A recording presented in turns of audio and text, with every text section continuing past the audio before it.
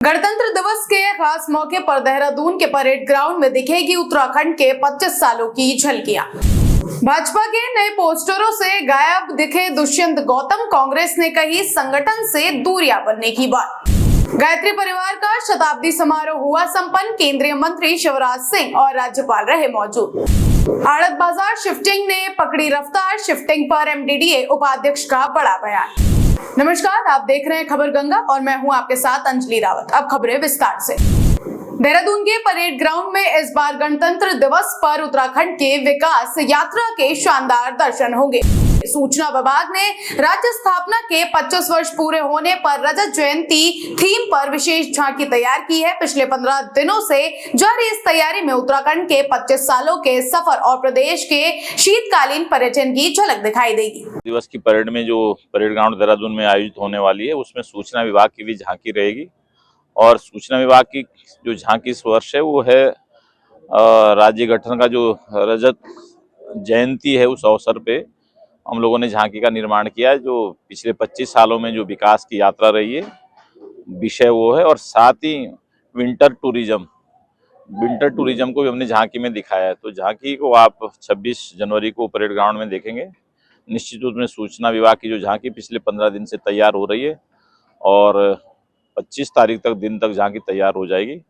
और निश्चित रूप से ये झांकी, जैसे कि पिछले 2 वर्षों में उत्तराखंड सूचना विभाग को प्रथम पुरस्कार प्राप्त हुआ था, 2024 में भी, 2025 में भी, और इस बार भी हम प्रयास कर रहे हैं कि हमारी झांकी, सूचना विभाग की झांकी, बहुत ही उत्कृष्ट हो। हरिद्वार के बैरागी कैंप में गायत्री परिवार के भव्य शताब्दी समारोह का आज आध्यात्मिक ऊर्जा के साथ समापन हुआ। इस ऐतिहासिक मौके पर केंद्रीय मंत्री शिवराज सिंह चौहान और राज्यपाल लेफ्टिनेंट जनरल गुरमीत सिंह विशेष रूप से मौजूद रहे। पूरे विश्व में चारों ओर अनिश्चितता है, अशांति है, अस्थिरता है, व्यापार को हथियार बनाया जा रहा है। तब ऐसे माहौल में ये भारतीय संस्कृति और विचार है जो संपूर्ण विश्व को शाश्वत शांति के पथ का दिग्दर्शन करा सकता है। आत्मवत् सर्वभूतेषु वसुदैव कुटुंबकम, और विश्व का कल्याण हो, यह हमारा मूल मंत्र है। और इसको धरती पर उतारने के प्रयास यहाँ गायत्री परिवार परम पूज्य गुरुदेव और वंदनीय माता जी के आशीर्वाद से कर रहा है। अद्भुत है यहाँ का दृश्य। और आज मैं पूरे विश्वास के साथ ये कह रहा हूँ, ये अखंड ज्योति के 100 साल का वर्ष है। 100 वर्ष पूरे हुए हैं। वंदनीय माता जी के 100 वर्ष पूरे हुए हैं। राष्ट्रीय स्वयंसेवक संघ के भी 100 वर्ष पूरे हुए हैं। वंदे मातरम के 150 साल। आज मैं स्वामी विवेकानंद जी के वो शब्द फिर से स्मरण कर रहा हूं कि सुदीर्घ रजनी समाप्ति जान पड़ती है, महान निशा का अंत निकट है। जो अंधे हैं वो देख नहीं सकते, जो बहरे हैं वो सुन नहीं सकते, लेकिन मैं स्पष्ट रूप से देख रहा हूं कि भारत माता एक बार फिर से अंगड़ाई लेकर खड़ी हो रही है और विश्व गुरु के पद पर अधिष्ठित हो रही है। अत्यंत सौभाग्य का दिवस है कि आज शताब्दी समारोह का समापन हुआ है। एक्चुअली तो ये समापन नहीं, ये श्री गणेश है नए युग का, एक युग के परिवर्तन का। आज अत्यंत खुशी हुई कि पूरे गायत्री परिवार, पूरे भारत, हर आत्मा ने 51 दिन की जो पूजा की, जो तप तपस्या की, जो सेवा की, जो कल्याण किया, उसका आज इकट्ठा बैठकर संकल्प लेने का क्षण थे। अभी ऐसा लगता है कि एक नए युग का सचमुच परिवर्तन। इसकी सबसे जो मुख्य बात ये थी कि अगर हम बदलेंगे तो युग बदलेगा। आज हम सब ने इकट्ठा होकर संकल्प लिया है कि किस प्रकार गुरुदेव जी की जो उन्होंने हमको ज्ञान दिया, जो परम वंदनीय माता जी ने हमको आशीर्वाद दिया, उसको लेकर हम किस प्रकार राष्ट्र रूपी परिवार ने जो लक्ष्य तय किया है 2047 का, विकसित भारत, आत्मनिर्भर भारत और विश्व गुरु। आज सचमुच ऐसा लगा, मैं आपसे साझा करना चाहता हूँ, सबको देखकर ऐसा लगा कि हम सबको, हमारे राष्ट्र को विश्व गुरु होने से कोई नहीं रोक सकता, क्योंकि जो हमारी धरोहर है, हमारी जड़ है, जो हमारी सभ्यता संस्कृति, जो हमको संस्कार मूल्य सिखाए हैं, जो ज्ञान विद्या दी है, जो वेद पुराण उपनिषदों ने हमको सिखाया है, और ये स्थान इतना सुंदर हिमालय की गोद के अंदर में, पवन पावनी गंगा मैया की दो धाराओं के बीच में बैठकर जो प्रज्ञा लेते हैं, जो संकल्प लेते हैं, जो सोच विचार धारणा के अंदर परिवर्तन करते हैं, वो अवश्य ही ब्रह्मांड के हुक्म से ही होता है। अभी जैसा माननीय राज्यपाल महोदय ने कहा कि समापन नहीं, ये नए युग का सूत्रपात है। हम लोग इसको उसी दृष्टि से देखते हैं कि जिस उद्देश्य को लेकर के इस कार्यक्रम को यहाँ पर संपन्न किया, वो उद्देश्य सौभाग्य की त्रिवेणी में संकल्प की त्रिवेणी को जन्म देना था। पर्यावरण की शुद्धि का संकल्प, व्यक्तित्व के निर्माण का संकल्प और राष्ट्र के निर्माण का संकल्प। सौभाग्य का विषय है कि इतना बड़ा दिव्य भव्य अविस्मरणीय और अलौकिक आयोजन, पूरी तरह से लोगों की श्रद्धा निष्ठा, हम लोग ऋणी हैं गायत्री परिजनों के। 70,000 से ज्यादा गायत्री परिजन जो 80 से ज्यादा देशों से यहाँ पर आए, हम लोग ऋणी हैं हरिद्वार शहर के, हम लोग ऋणी हैं शांति कुंज के सभी कार्यकर्ताओं के। हम लोग अभिनंदन करते हैं मीडिया बंधुओं का, जिन लोगों के निरंतर सहयोग के कारण ये कार्यक्रम इतने अच्छे से संपन्न हो पाया, और अनेकों ऐसे लोगों का जिनका नाम संभवतः मैं न ले पा रहा हूं, पर उनके बगैर ये कार्यक्रम संभव न हो पाया होता। ईश्वरीय शक्तियों का जो संरक्षण मिला, उसके लिए भी हम लोग हृदय से आभारी हैं। अंकिता भंडारी हत्याकांड में प्रदेश प्रभारी दुष्यंत गौतम का नाम चर्चाओं में आने के बाद संगठन उनसे दूरियां बनाता नजर आ रहा है।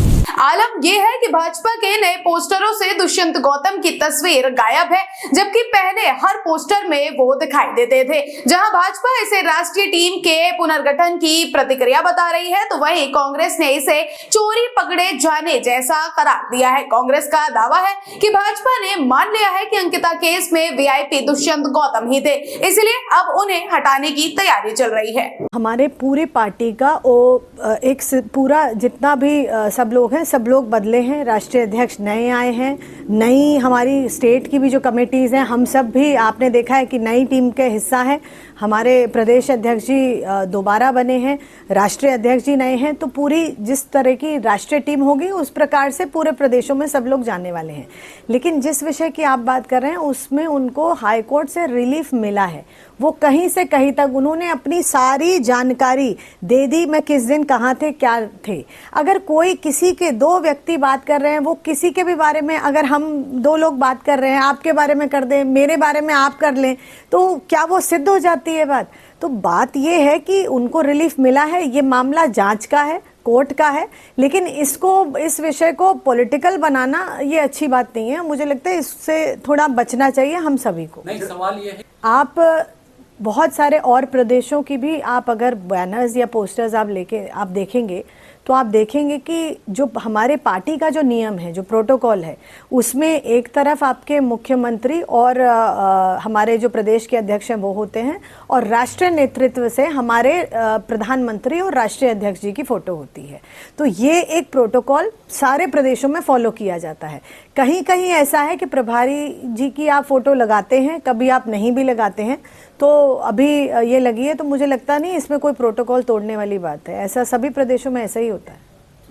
राष्ट्रीय अध्यक्ष बन गए हैं बड़ा, देखिए वो तो मुझे लगता है चयन तो हुआ नहीं है, उनका घोषित किया गया है, क्योंकि उनके अलावा किसी ने नॉमिनेशन नहीं फाइल किया था। ये भारतीय जनता पार्टी की तानाशाही है, जो अंदरूनी तानाशाही है।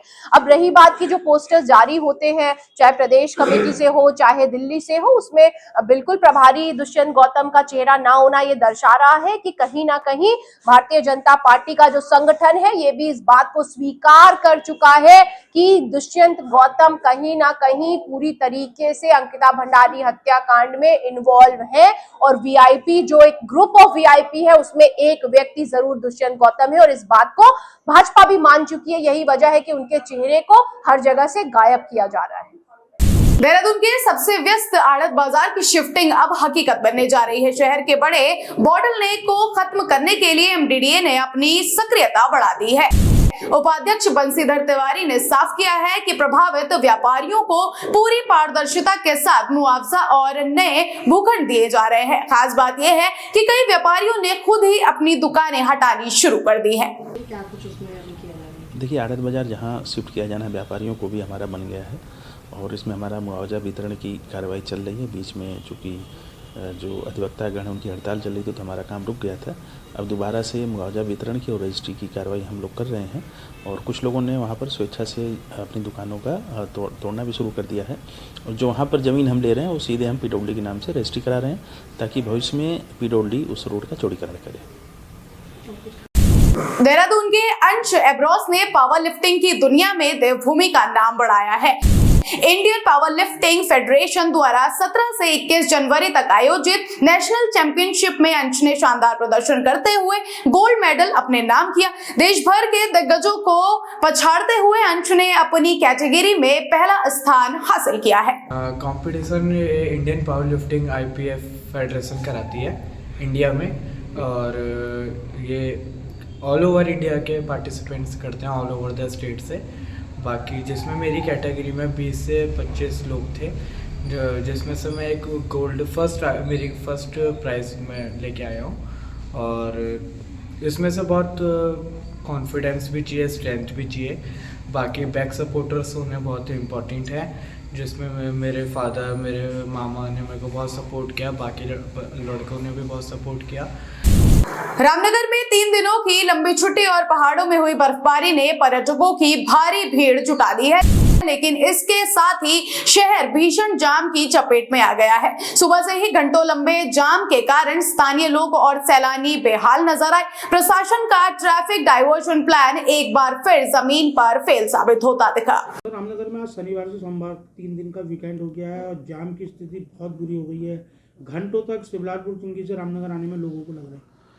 देखिए, इस संबंध में पुलिस क्षेत्राधिकारी से वार्ता भी की गई है। जाम को खुलवाने के लिए पुलिस के जो कार्मिक हैं उनको भी निर्देशित किया गया है। चूँकि 26 जनवरी नज़दीक में है इसलिए थोड़ा सुरक्षा बलों की यहाँ पर कमी भी है।